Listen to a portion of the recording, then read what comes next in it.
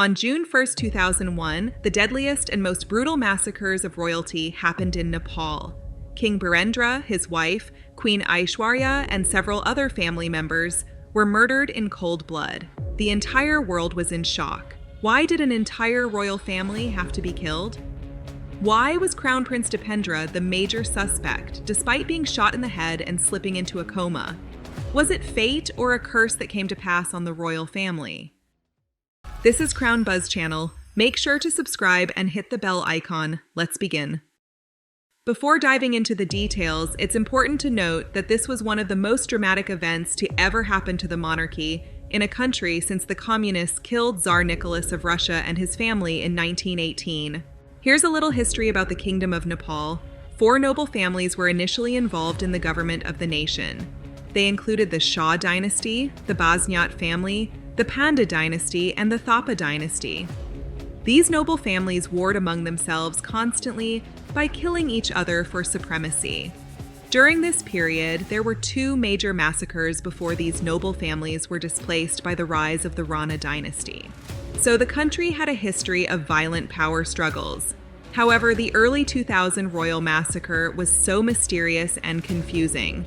On June 1, 2001, a dinner party was taking place at the Narayanhiti Palace, the residence of the Nepalese monarchy, and the only attendants were members of the royal families.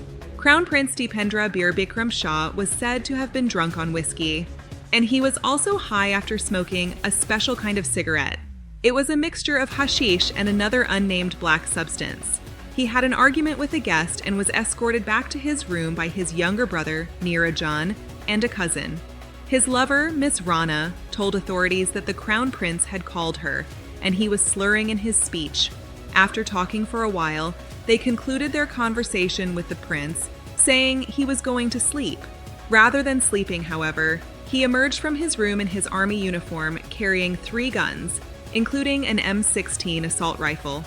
A witness was reported to have seen him at the top of the stairs, but didn't think anything was amiss since the crown prince was known for his possession of multiple weapons in the palace. The dinner party was held in the billiard room, and since it was a private event, no royal guards were on duty. Upon entering the billiard room, Crown Prince Dipendra opened fire on his father, King Birendra. Immediately, palace aides rushed in through the glass door to rescue members of the royal family. A witness reported that after killing several people in the billiard room, Crown Prince Dipendra went in search of his mother in the garden. On getting there, it was reported that his little brother, Neerajan, while shielding the queen, kept begging him, saying, "Don't do it, please, kill me if you want." But Crown Prince Dipendra killed them both on the spot. By the end of the mayhem, he had killed 9 royal members, including his father, King Birendra, his mother, Queen Aishwarya, his brother, Prince Neerajan, his sister, Princess Shruti, his uncle, Prince Gyanendra, 2 of his aunts, Princess Shanti and Princess Sharada. He had also killed Princess Sharada's husband, Kumar Khadga, and Princess Jayanti, who was his father's first cousin. And the other victims he wounded included Princess Shobha, his father's youngest sister, Kumar Gorak, Princess Shruti's husband, Princess Komal, Prince Gyanendra's wife, and Ketaki Chester, the king's first cousin. Then, finally, after the bloodlust had been satisfied, the heir to the throne took a gun to his head and pulled the trigger. The timing of the shootings and the immediate shutdown of communications within the palace left journalists out of the loop, as no one had access to concrete information in the hours afterward. After more than 2 decades, many believe that information is still not exactly complete. With the massacre successfully carried out, for lack of a better word, in a single night, Nepal's royal family was almost entirely wiped out, and their killer lay in a hospital bed in a coma. The next day, the murdered members of the royal family were given a state funeral and were cremated in front of Pashupatinath Temple, while the nation stood without a king and a successor. This led to the quick decision to proclaim the crown prince king the moment his father died. As an account stated, due to Crown Prince Dipendra wiping out most of the line of succession, he became king while in a comatose state from the head wound. The crown prince remained king for 3 days, technically unconscious of the fact.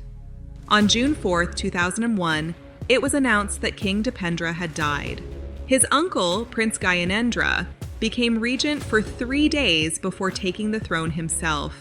In all, 10 people died as a result of this madness. Nobody knew what Dipendra's motive was. King Gyanendra claimed that the massacre was a consequence of an accidental discharge of an automatic weapon within the royal palace. According to him, the legal and constitutional hurdles were just too much because, even if Dipendra had lived by the constitution and tradition, he couldn't be charged with murder. Clearly, King Gyanendra was trying to sweep the issue under the rug. Already people were getting skeptical of the whole situation because this was Dipendra, who was beloved by the people of Nepal. They even fondly nicknamed him Dippy. Why would he commit these murders? The full investigation had been launched, and yes, they concluded that Dipendra was found responsible for the killing. However, what most people had trouble with was the fact that the two-man committee only carried out a 2-week-long investigation concerning the massacre.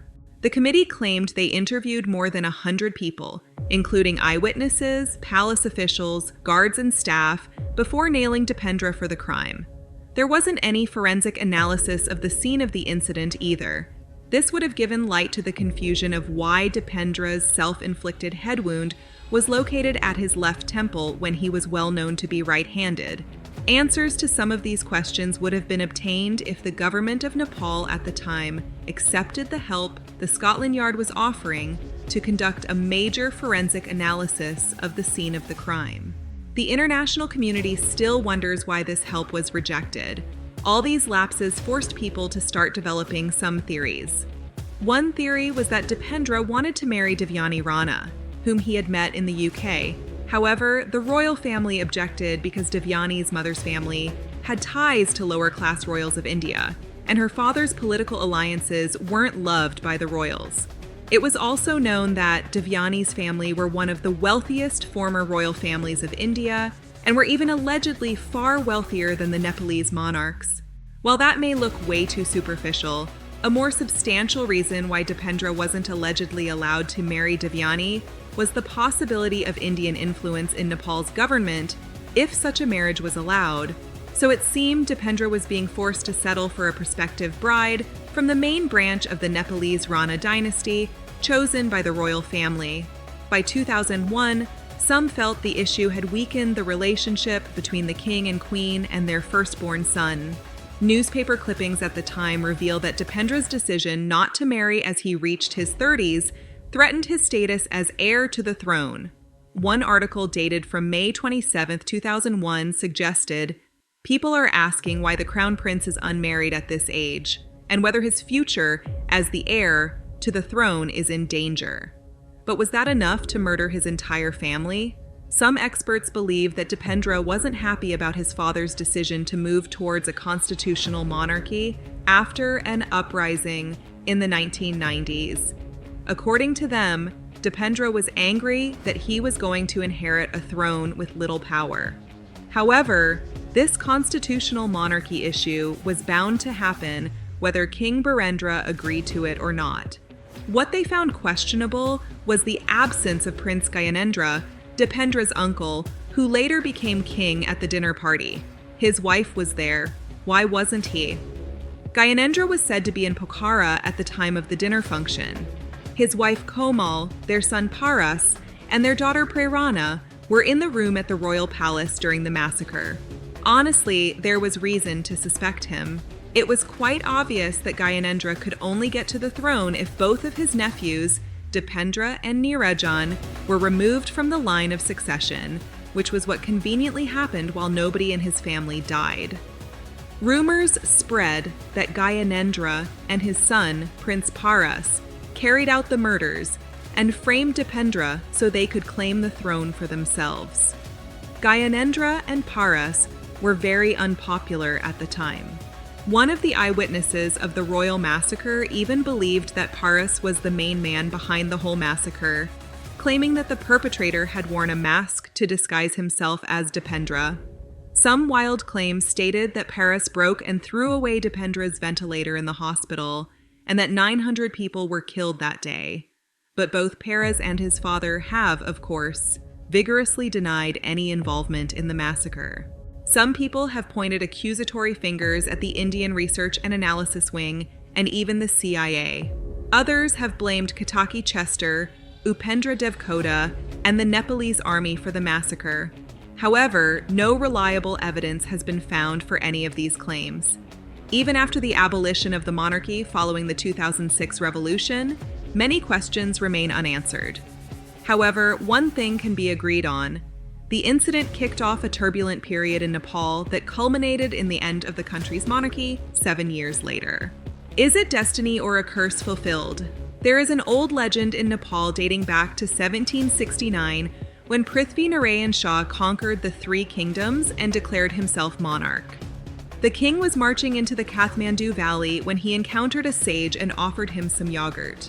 The sage tasted it and returned the rest, declaring it blessed. Unwilling to eat it, the king threw it on the ground. The sage chastised the king for his pride and said if he'd eaten the yogurt, every one of his wishes would have been fulfilled. Instead, the yogurt had splashed across the king's 10 toes, ensuring his dynasty would fall after 10 generations.